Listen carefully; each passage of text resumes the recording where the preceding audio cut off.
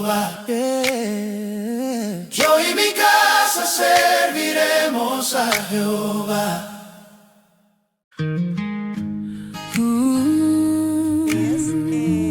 Los primeros versos para así entrar, ¿verdad? Lo que siempre acostumbro a hacer y es entrar a lo que es un trasfondo histórico. Siempre lo digo que es para que podamos entender el por qué, ¿verdad? De por qué se escribió específicamente estos versículos. Así que vamos a darle lectura a esos primeros dos versos, aunque vamos a estar tocando el libro de Efesios, capítulo 6, versos del 10 al 24. Mira, hermano, esto encierra mucha historia y algo impresionante porque a veces nos encontramos y en el libro de Santiago nosotros estudiamos que hay batallas que son espirituales, hay batallas pues que nos corresponden a nosotros pelear, la verdad, hablando en términos humanos, ¿verdad? Ya sean batallas legales, batallas que nosotros tengamos que, ¿verdad? Estar peleando humanamente, pero hay batallas que son por la carne, ¿verdad? Y hay batallas que son, hermanos, el enemigo. Y estas batallas hay que identificarlas. Y si hay algo que me llama la atención de Efesios ahora 6 es que nos vamos a revestir de una armadura, ¿verdad? Para pelear, no necesariamente, ¿verdad? Una batalla carnal en el sentido de que con nuestras propias fuerzas, sino una batalla espiritual, ¿verdad? Que es la que cada creyente debemos entender e identificar que tenemos que estar, ¿verdad? Constantemente en la línea de batalla defendiendo, ¿verdad? Ese evangelio de Jesucristo y peleando, ¿verdad? Contra las huestes celestiales, ¿verdad? Y los demonios, hermano, porque como lo vamos a ver, nuestra lucha no es contra carne ni sangre, sino ¿verdad? Contra potestades, sino contra principados en los aires. Y es importante que nosotros identifiquemos, ¿verdad? Contra quién nosotros estamos peleando. Así que vamos a darle lectura, ¿verdad? A los primeros dos versos 10 y 11 de Efesios 6. La palabra del Señor se lee en el nombre del Padre, del Hijo y de su Santo Espíritu. Dice, por lo demás, hermanos míos, fortaleceos en el Señor y en el poder de su fuerza, vestíos de toda la armadura de Dios, para que podáis estar firmes contra las acechanzas del diablo. Aquí hay una, ¿verdad? Aquí se identifica cuál es el enemigo. No es que lo deja, ¿verdad?, especulación, sino que se identifica, ¿verdad?, cuál es el enemigo al que nosotros debemos estar, ¿verdad?, peleando, contra quién nosotros tenemos que estar peleando, ¿verdad? Que si nosotros tenemos que tener misericordias con todo, hermano, pero con el diablo no se tiene misericordia. Yo he escuchado gente que se ha atrevido a errar diciendo, no, porque hay que tener misericordia con el diablo no se tiene que tener misericordia, hermano, porque el diablo es enemigo de Dios. O sea, y eso no va a cambiar, ya su final está escrito, ¿verdad? Y nosotros sabemos, ¿verdad?, cuál es su final y cuál es el de nosotros, ¿verdad? Aquel que sigue, ¿verdad?, los caminos del Señor, sabe cuál es nuestro final y no es el mismo que el de él. Así que estos versos, ¿verdad?, del 10 al 24 nos habla precisamente como subtema de lo que es la armadura de Dios. Y si nosotros nos vamos a un trasfondo histórico, me gusta porque me centré, ¿verdad?, en lo que es la historia, porque para darle la aplicación, hermano, para eso pues se toma un mensaje aparte y se predica sobre la armadura. Pero entendemos, ¿verdad?, que los estudios son para eso, para entender, ¿verdad?, y entrar a la profundidad de la palabra. Siempre la aplicación del Espíritu Santo va a estar en su vida, pero nosotros tenemos que entender el por qué, ¿verdad?, se escribe esto.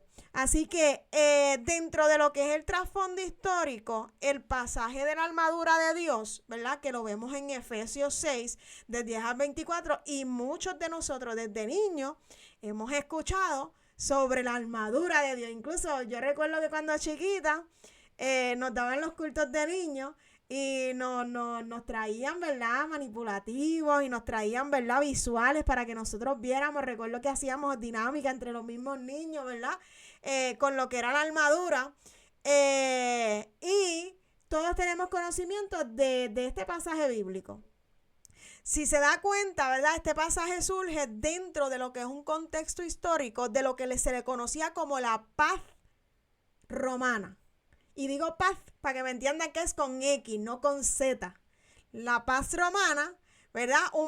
Ese era un periodo, ¿verdad? Dentro de la historia romana, era un periodo en el cual el imperio mantenía el orden mediante una presencia militar. Y esto es importante saberlo, hermano. Y déjeme decirle que yo me adentré, yo me lo disfruté. Era como si yo me estuviera imaginando, ¿verdad?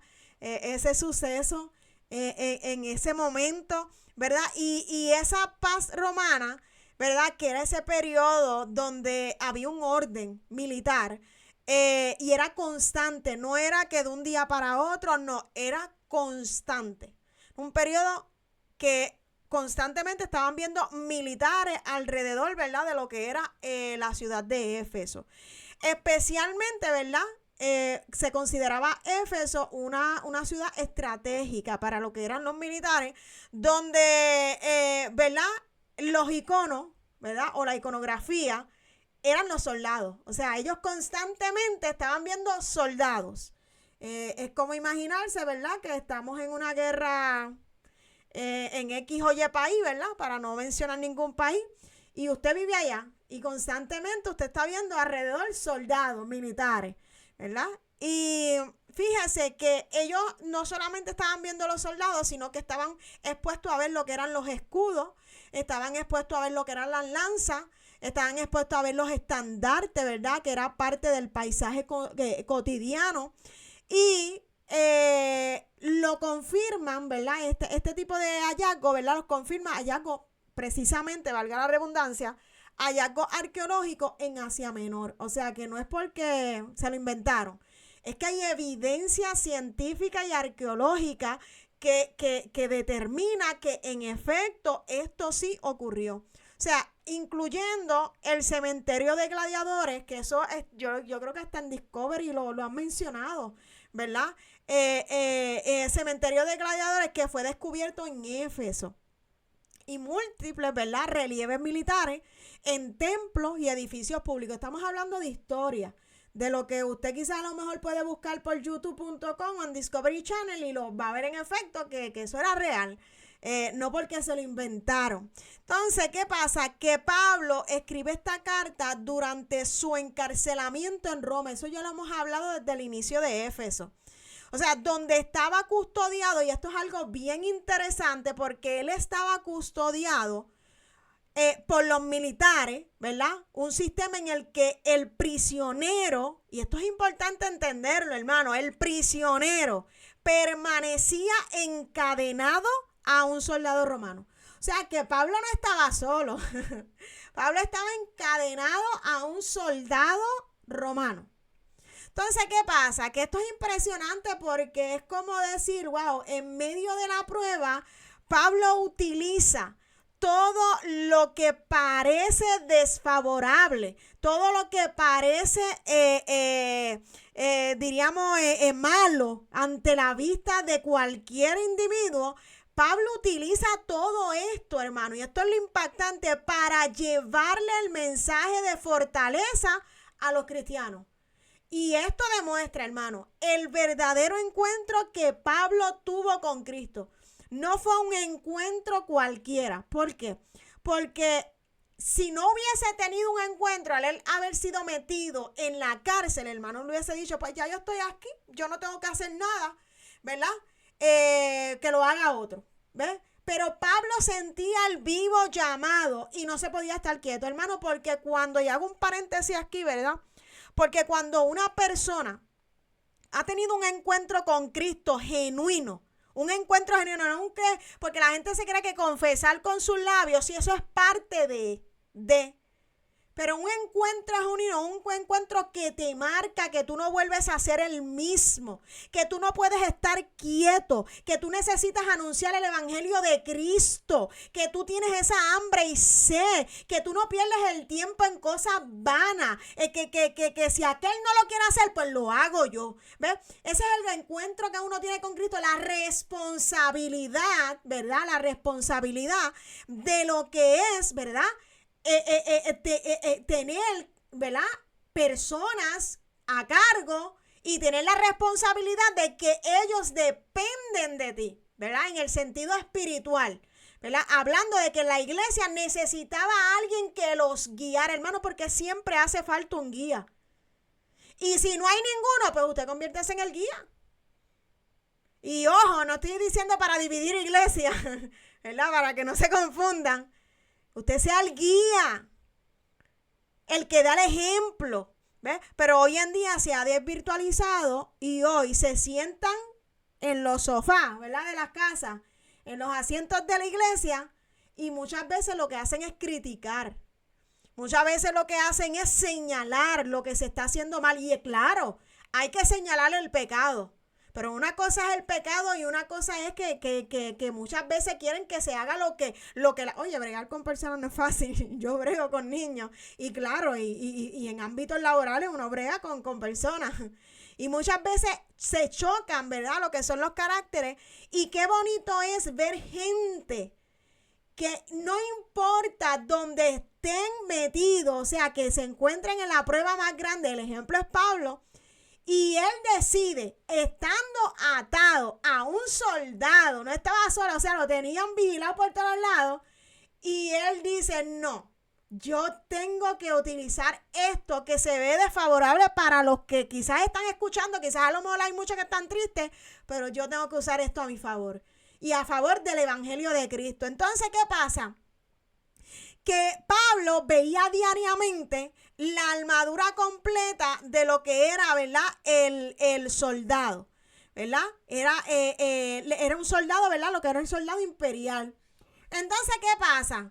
Que el cinturón, la coraza, el escudo, el casco y la espada, él lo estaba viendo a diario, todos los días. Él lo veía todos los días.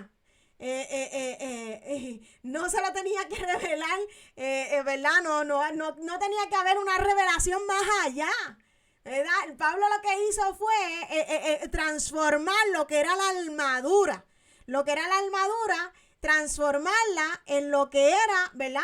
Lo espiritual, llevarlo a lo que era lo espiritual. Yo y mi casa serviremos a Jehová.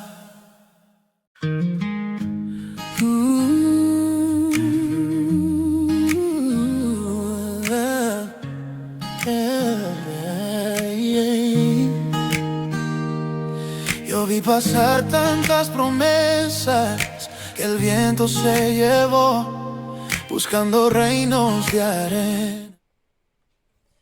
Ok, seguimos acá. Entonces, ¿qué pasa? Que Pablo estaba constantemente viendo a diario lo que era esta armadura, ¿verdad? De los soldados y lo que componía, ¿verdad? Esa armadura. Entonces, ¿qué pasa?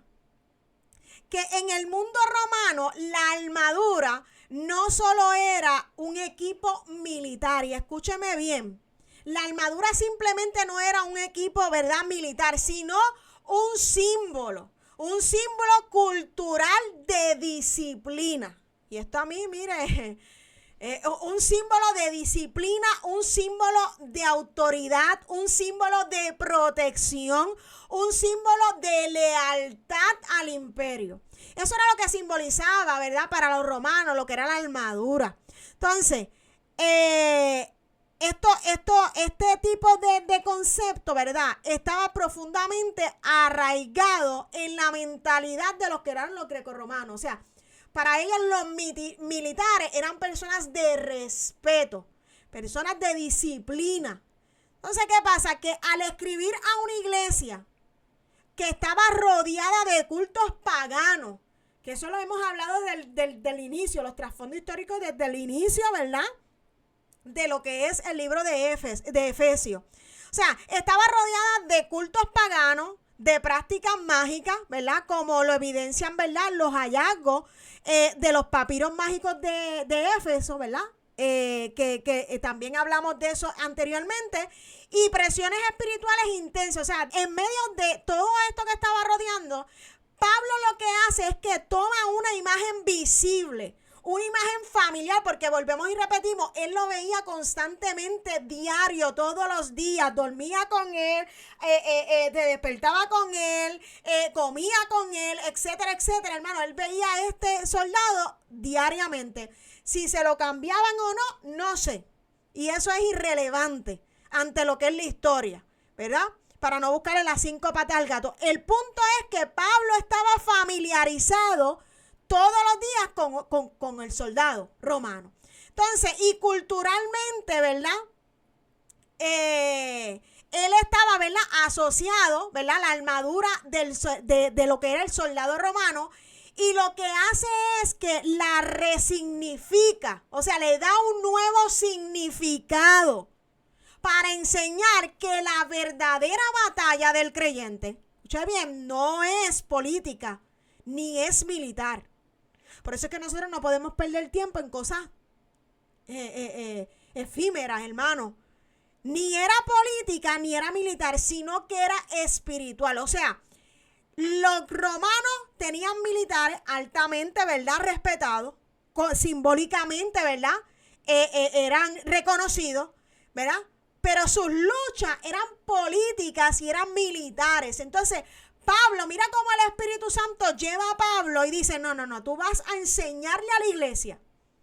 ¿Ves? Como hablamos del modelo de la familia, el modelo como es el hogar. Los romanos tienen este modus operandum, pero yo te quiero decir cómo es que cómo opera el hogar cristiano, que es el verdadero modelo.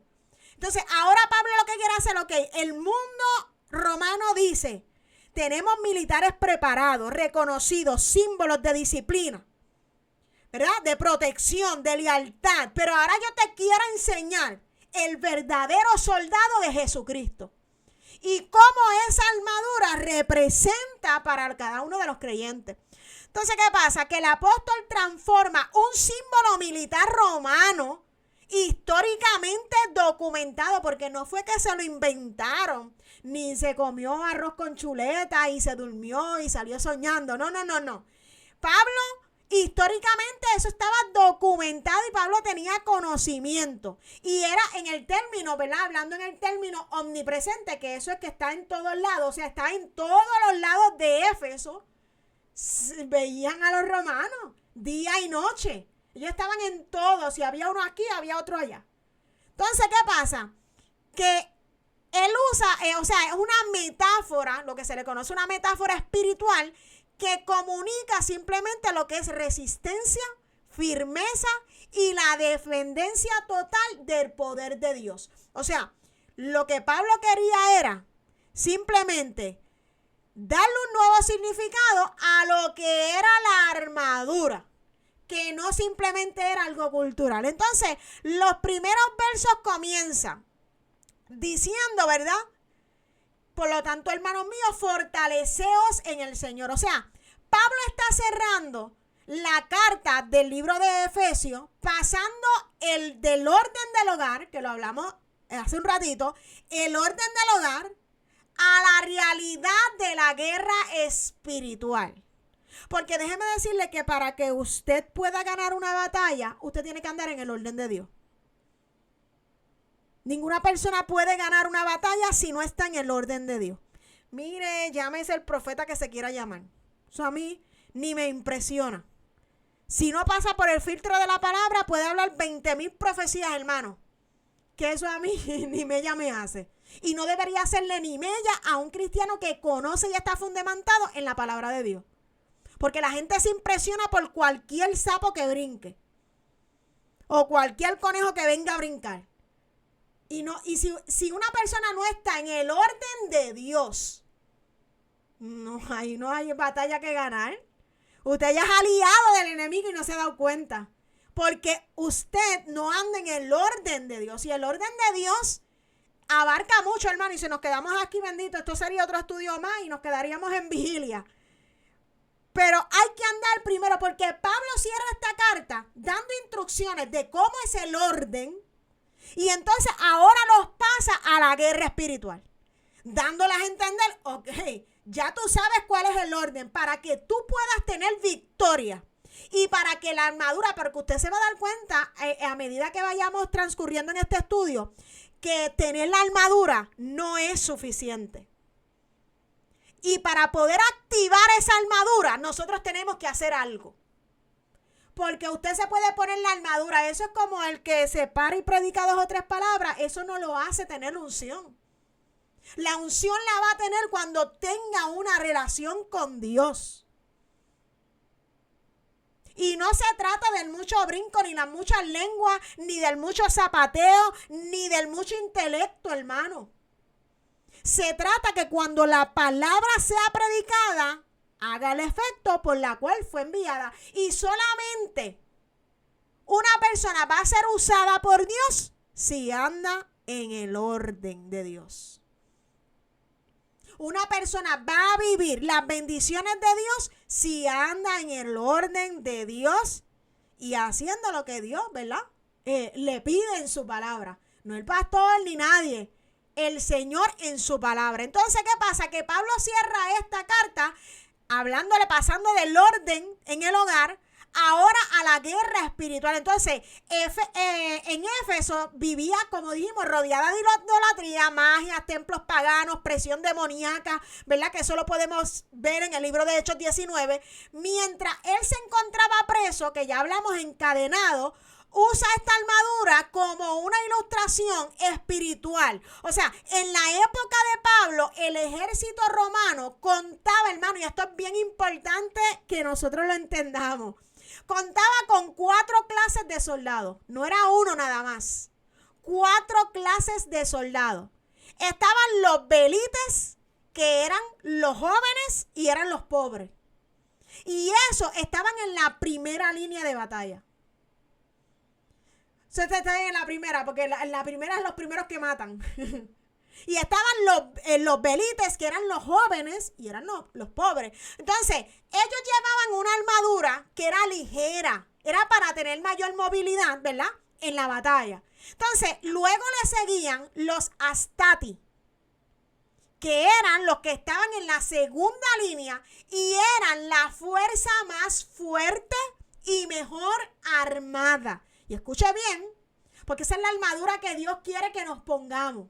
Entonces, luchaban detrás de los más jóvenes y los pobres. Y esto tiene un significado, hermano, pero no vamos a entrar en demasiada profundidad, porque es que no nos da el estudio. Entonces, luchaban detrás de los jóvenes, o sea, de los más jóvenes y los pobres, que eran los que se le conocían como los velites. Y luego de ellos, hermano, estaba la tercera línea, que estaban los príncipes. Eran los soldados más capaces, pero por ser más capaces, hermano, no necesariamente quiere decir que tienen la armadura correcta para poder resistir una batalla. Entonces, eran los más capaces y en plenitud, ¿verdad?, de lo que era su carrera militar. Y por último, estaban en la cuarta fila, estaban los que se le conocían los triarí. Esos eran los soldados veteranos. Y de hecho, se consideraba históricamente que eran los menos numerosos. Eran poquitos. Yo me los imagino ellos allá acomodados atrás, ¿verdad? Me disculpa, esto es lo que yo me imaginaba, acomodados allá atrás, esperando que maten a medio mundo y ellos ni media que mueven, ¿verdad? Y esto, si lo vamos a llevar al tipo de cristiano, esto, olvídense que esto se extiende, esto no tiene fin. Pero entonces, ¿qué pasa? Que estaban ellos y eran los más poquitos que proporcionaban lo que era la conexión con el mando central, ¿verdad? En estos 2 primeros versos, usted sabe lo que Pablo tiene como propósito enseñar. Es que la fuerza del creyente, hermano, no proviene de una disciplina humana, sino del poder sobrenatural del Señor.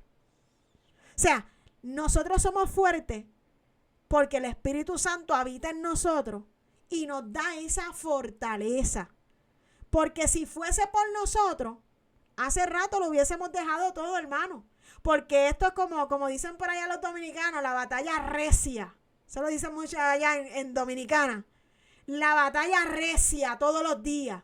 Y es una guerra nueva y es una guerra constante.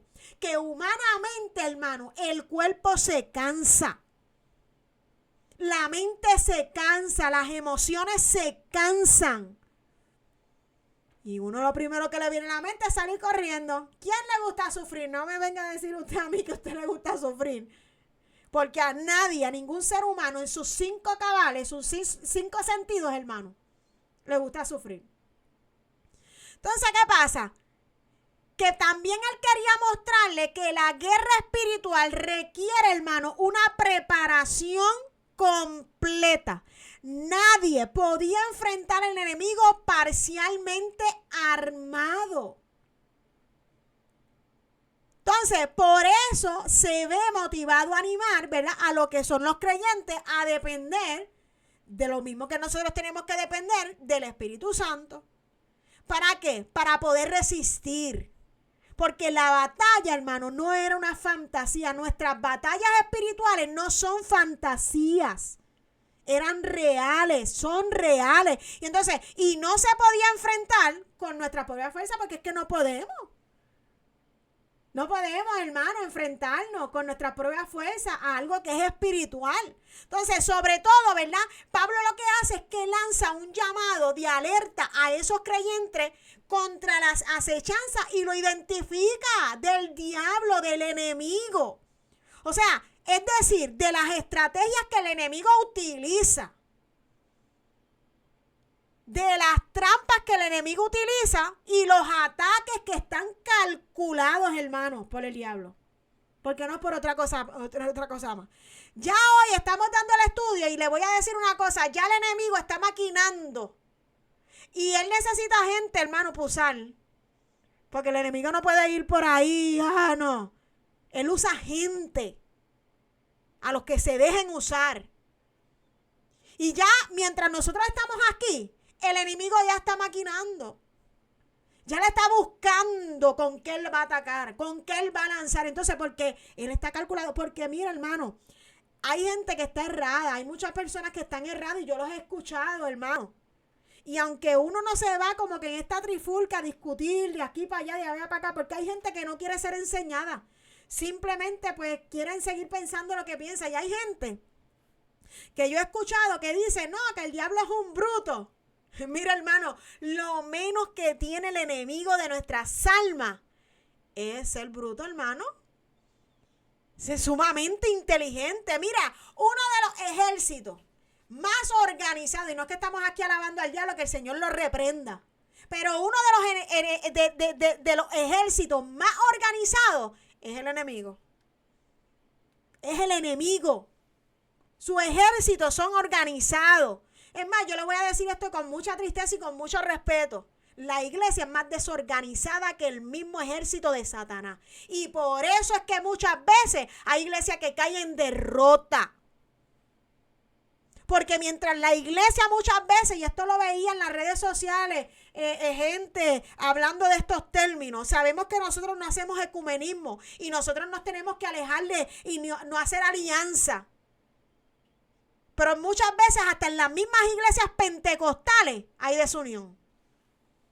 Y mientras el diablo le llena los oídos, vamos a unirnos, la iglesia desuniéndose. Entonces muchos se arreguindan de no, porque Cristo dijo que yo no vine a traer paz, sino guerra. Hermano, cuando nosotros estudiamos los versos, por eso es que a mí me gusta ir al trasfondo histórico, ir a la profundidad de la palabra, porque hay tanta gente errando, sacando versos fuera de contexto, llevando... Mira, los otros días hablaba con el pastor, con Green, de unos temas que él ha tocado en el estudio, y yo misma le decía, wow, a mí como que se me ha abierto el entendimiento porque yo nunca había visto esta cosa así. Y es cierto, cuando uno empieza a adentrarse en la palabra, y recientemente le enviaba un video por un tema que él ya había tocado en un estudio, y yo le decía, mira, lo que es desconocer de la palabra, hermano, porque cuando uno tiene conocimiento de la palabra, se le abre el entendimiento, porque eso es que la Biblia dice, y conoceréis la verdad es la palabra, y la verdad te va a hacer libre. Entonces, ¿qué pasa? Que muchas ocasiones la gente erra, falla por error, como dicen por acá, meten la pata por error, porque cogen un verso y lo sacan fuera de contexto para justificarse. Entonces, por eso es que es importante nosotros conocer la palabra del Señor, saber por qué se escribió, porque a lo mejor por lo que Cristo dijo, yo vine a traer, porque no vamos a entrar en eso, entraríamos en otro momento. Yo no vine a traer paz, sino guerra. Hermano, yo vine a traer el padre contra el hijo, los hijos contra los padres, los hermanos en contra del hermano. Eso Cristo no lo dijo para que usted venga y en el cuerpo de Cristo se vaya en contra del hermano. No, hermano, no. Porque Cristo lo que llamó es a una iglesia en un orden, en unión. Porque ahí es verdaderamente donde se obtienen las victorias. Incluso estos 4 soldados, estos 4 tipos de soldados, que no eran uno nada más, eran masas de soldados, estaban bien organizados, hermano. Estaban bien organizados. Entonces, por eso es que Pablo se ve motivado en estos versos a despertar en el creyente el discernimiento espiritual, algo que está careciendo hoy en día, hermano. Y hay gente desilusionada porque aquel pastor, aquella pastora, aquel ministro, wow, que lo que predicaba antes ahora no predica. Mira, hermano, eso lo tenía en el corazón. Lo que pasa es que hacía falta discernimiento. Porque es que nadie cae de la noche a la mañana. Y la gente desilusionada porque siguen los hombres. En términos generales, ¿por qué? Porque hace falta el discernimiento espiritual. Entonces, no cualquiera que tenía la armadura era porque estaba bien armado. Hacía falta que la tuviera completa. Entonces, ¿qué pasa? Que seguimos los versos y dice, los versos 14 y 15 dicen, estad pues firmes, ceñidos de vuestros lomos con la verdad y vestidos con la coraza de justicia y calzados los pies con el apresto del evangelio de la paz. Fíjese, el cinturón romano sostenía toda la armadura.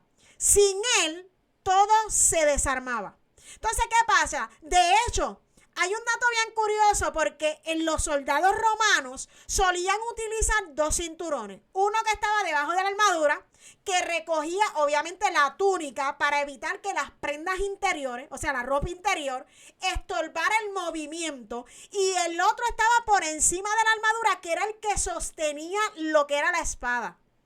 Entonces, ambas piezas, si usted se da cuenta históricamente, hablando en términos de la armadura de los romanos, ambas piezas eran fundamentales para mantener todo en su sitio. Entonces, ¿qué pasa? Los soldados romanos usaban unas sandalias. Ellos utilizaban unas sandalias con clavos, hermano, y esto a mí me impresionó, porque hay gente que quiere la comodidad, pero la armadura que tenían ellos, las sandalias tenían clavos. ¿Y usted sabe para qué eran esos clavos? Para tener firmeza. ¿Usted sabe por qué? Porque la comodidad no es estar firmes. Las pruebas y las batallas, ahí es donde nosotros adquirimos firmeza. O sea, ellos tenían estos clavos para darle firmeza a sus pies. Entonces, hay un historiador que se llama Polibio y él menciona que lo normal era que los soldados llevaran una plancha rectangular de bronce, o sea, no era cualquier calzado, de bronce, calzado no, de la coraza. Y él hablaba y decía que llevaban una pieza, hablando del término de lo que era la coraza, era rectangular y era de bronce, o sea que era pesada, y ellos la llevaban a la altura del corazón y se llamaba pectoral. O sea, aunque los de la clase alta, ellos prescindían del pectoral y ellos preferían, o sea, la clase alta, ellos preferían una coraza de bronce hecha solamente de una pieza.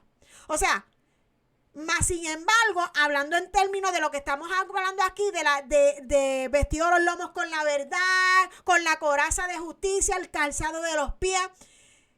Hay otro historiador, ¿verdad?, que estuve buscando, que se llama Josefo, que ya hemos hablado de él, ¿verdad? Ese historiador describe el calzado, volviendo otra vez al calzado, como zapatos de cuero. O sea, eran unos zapatos de cuero con abundantes tachuelas. O sea, que esos zapatos estaban llenos de tachuelas. Y el propósito era dar una base sólida. Evitar que ellos cuando lucharan, ellos resbalaran, ¿verdad? Y protegerse, ¿verdad? En contra, ¿verdad? De lo que era la intemperie. Entonces, el propósito que Pablo tenía simplemente con enseñarle este tipo de partes de la armadura es que la verdad, o sea, lo que le conocen como la sana doctrina, como la leche no adulterada, la integridad, la sinceridad, sostiene la vida espiritual de los creyentes.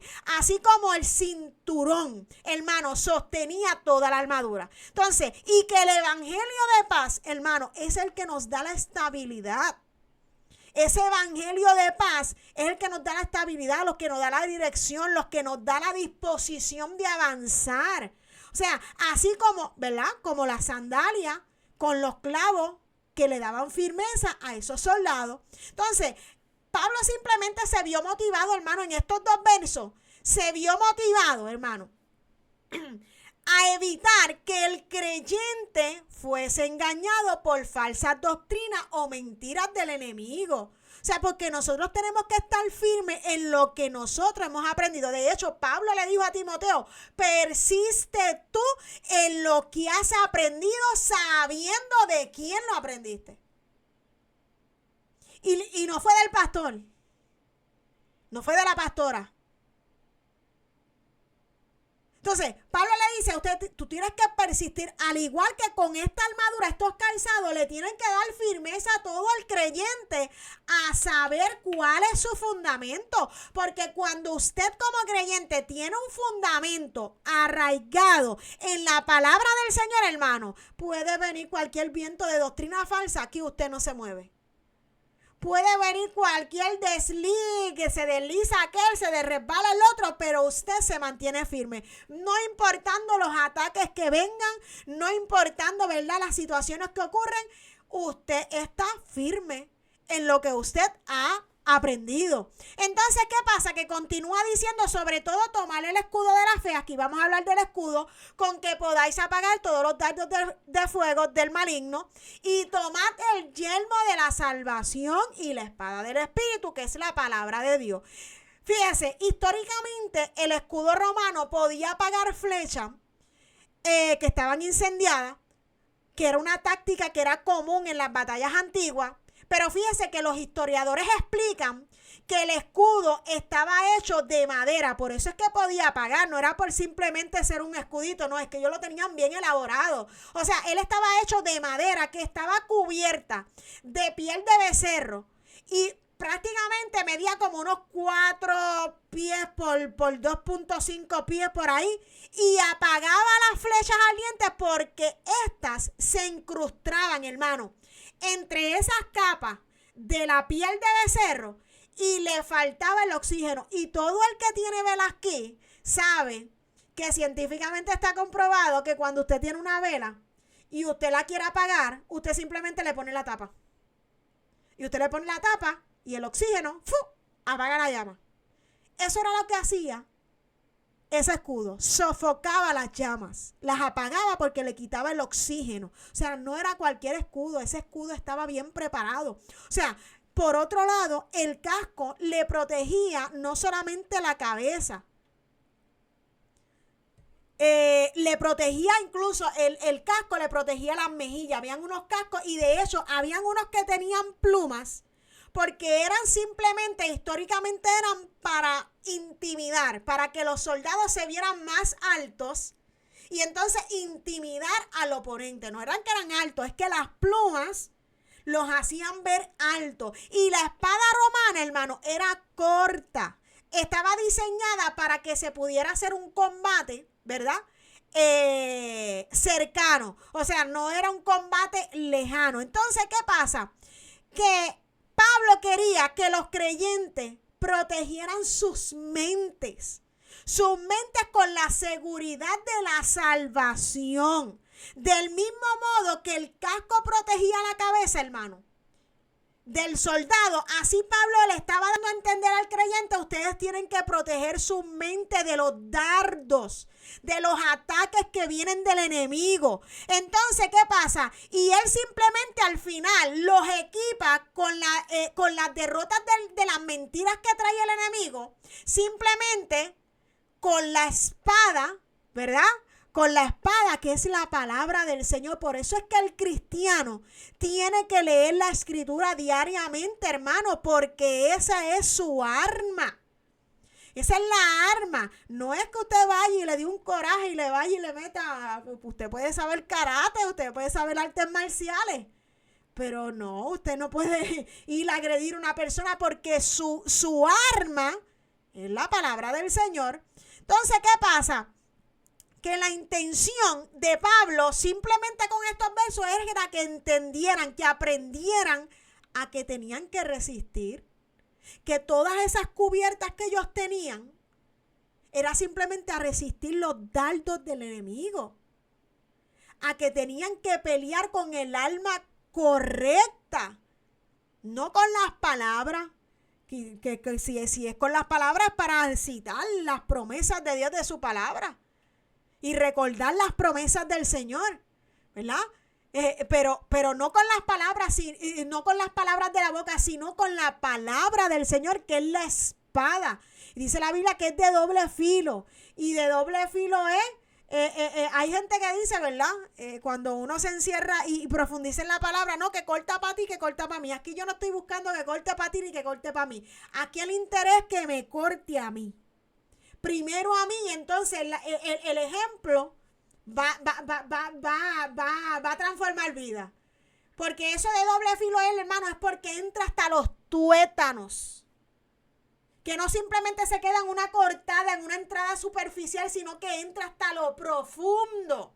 Que ahí es donde, ¿verdad? Mucho le duele que entre, ¿verdad? Que no quiere, tócame aquí, pero no me toques allá. Entonces, ¿qué pasa? Que los versos 18, ya estamos culminando, dice: orando en todo tiempo, con toda oración y súplica en el Espíritu, y velando en ello con toda perseverancia y súplica por todos los santos y por mí, este es Pablo hablando, a fin de que al abrir mi boca me sea dada palabra para dar a conocer con de nuevo el misterio del Evangelio. A mí me sorprendió, hermano, estas últimas partes, porque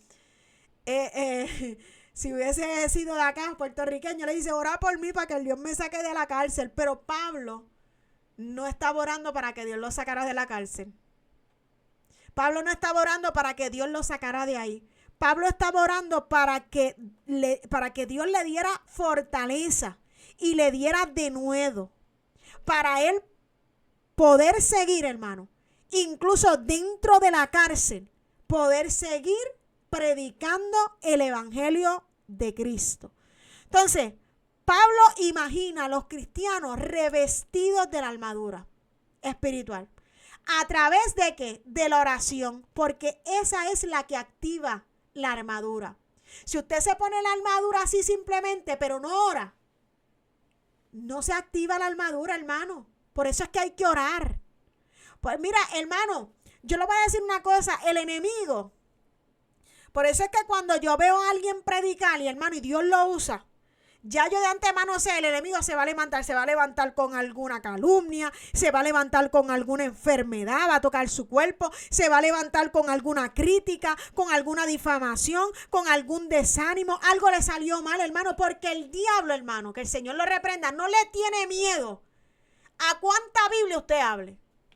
El diablo no le tiene miedo a cuánto usted, ¿verdad?, se retire, ayune. No. El diablo le tiene miedo a un hombre y a una mujer que ore. Y no es simplemente que ore, sino que viva la palabra de Dios. A eso es los que verdaderamente el enemigo le tiene miedo. A eso es los que verdaderamente el enemigo dice: espérate que se me va a acabar el juego. No es a los que se visten bien bonitos. No es a los que aparentan. No, hermano, no. Él no le tiene miedo a esa gente. Él le tiene miedo a gente que a lo mejor quizás no saben mucho, pero viven la palabra de Dios. quizás saben Biblia y viven la palabra de Dios, porque también están. Y quizás a lo mejor saben mucha Biblia, pero no vive la palabra de Dios. Quizás no sabe nada, pero vive la palabra de Dios. ¿Ves? Están de todo. Entonces, el enemigo, así como Dios conoce quién es quién, el enemigo tiene un ejército tan organizado que también sabe quién es quién. Y él solamente le tiene miedo a aquellos que oran y que viven la palabra del Señor. Entonces, ¿qué pasa? Que ya finalizando, seguimos por aquí. Ya finalizando, tenemos por aquí los versos 22 al 24. Dice, el cual envié a vosotros para esto mismo, para que sepáis lo tocante a nosotros y que consuele vuestros corazones. Pase a los hermanos.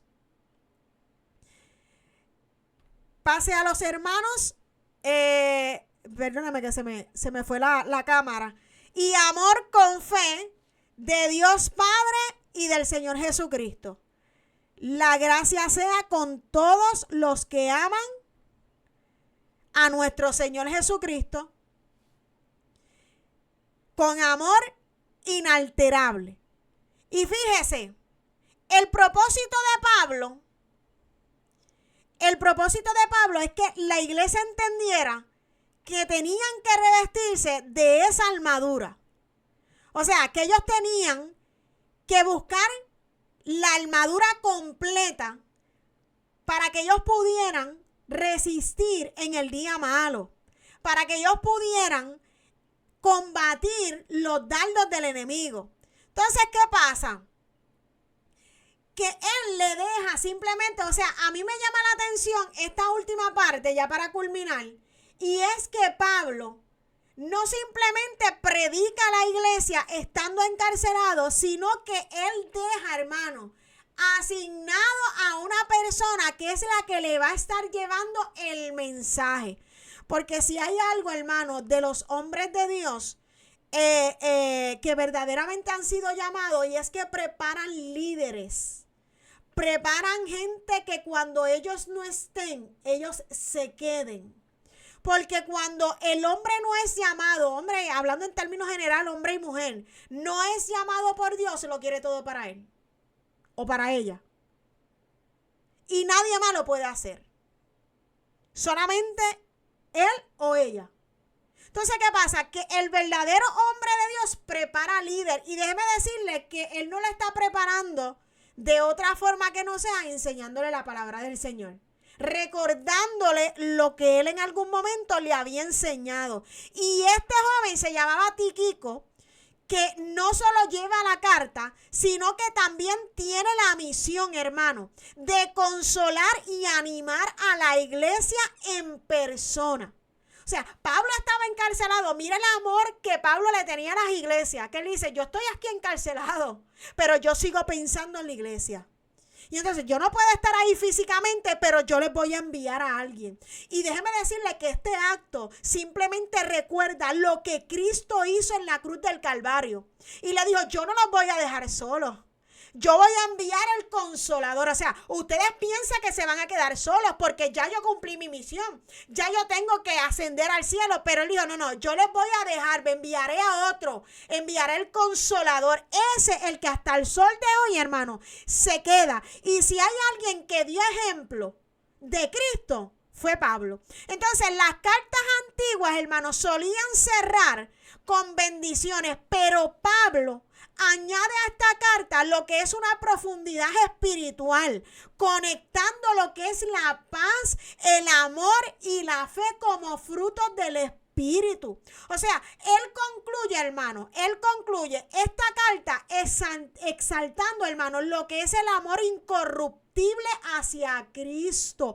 Y déjeme decirle que dando el ejemplo, un tema, hermano, que era central en una ciudad que estaba saturada de lo que era la idolatría y lo que eran los falsos cultos. O sea, el propósito que Pablo tenía era proveer un apoyo, hermano, porque el que es llamado por Dios no es simplemente para adoctrinar, no es simplemente para apoyar, hermanos, también a esas personas, ¿verdad?, que Dios ha puesto en sus manos. O sea, él estaba dando un apoyo emocional, un apoyo espiritual a la congregación por medio de lo que era Tíquico. Él no estaba allí presente, pero él envió porque sentía la carga del Señor, ¿verdad?, en cuanto a la iglesia, de lo que era la iglesia de Éfeso. Entonces, él imparte una bendición, lo que apostólica, lo que se le conoce como una bendición apostólica, que reafirma, hermano, lo que vengo hablando desde el inicio: la unidad y la vida espiritual del cuerpo de Cristo. Entonces, nosotros como cristianos tenemos que entender que para que la armadura de Dios pueda funcionar, nosotros tenemos que tenerla completa. Y eso encierra mucho. No solamente ponerse el casco, el escudo, la espada y a cortarle la oreja como hizo Pedro. No, hermano, es que tenemos que mantenerlos en unidad, en oración, para que esa armadura que nosotros tenemos, porque somos un ejército unido de Cristo. Usted jamás ha visto, hermano, y esto es algo interesante, en un ejército militar, usted jamás va a ver a un soldado matando a otro soldado de su propio ejército. Eso está prohibido en la milicia. Y de hecho, si un soldado cae en el campo de batalla, el que estaba con él tiene la responsabilidad, a medida que se pueda, de llevar a ese soldado, aún esté muerto, de llevarlo al lugar, ¿verdad?, al punto, ¿verdad?, donde ellos tienen que estar. No lo puede dejar tirado, mira, hermano. Y es triste ver, y esto era una cosa que me llevaba el Señor, es triste ver que muchas veces dentro de la propia iglesia los únicos soldados que se matan son los cristianos. Cuando Cristo nos llamó a ponernos las armaduras para nosotros poder resistir en el día malo, para poder batallar en el día malo, ganar esa batalla, pero no es que nos las pongamos parcial, es que nos las tenemos que poner completa, y que el soldado que está al lado mío también tengo que ayudarle a pelear la batalla. O sea, Pablo enseñaba que con esta armadura nosotros íbamos a tener firmeza, nosotros íbamos a estar preparados, y era la única forma, hermano, con esta armadura, no es con otra, con esta armadura que nosotros podamos vencer al maligno. Así que nos ayuda el Señor, ¿verdad?, a que cuando nosotros seamos tentados, que nosotros, ¿verdad?, estemos pasando batalla, nosotros podamos revestirnos, hermanos, de esta armadura que nos ha dado el Señor. Así que Dios les bendiga, Dios les guarde. La voz en la puerta, tu pacto escrito está. Yo y mi casa serviremos a Jehová. Serviremos a Jehová. Yeah.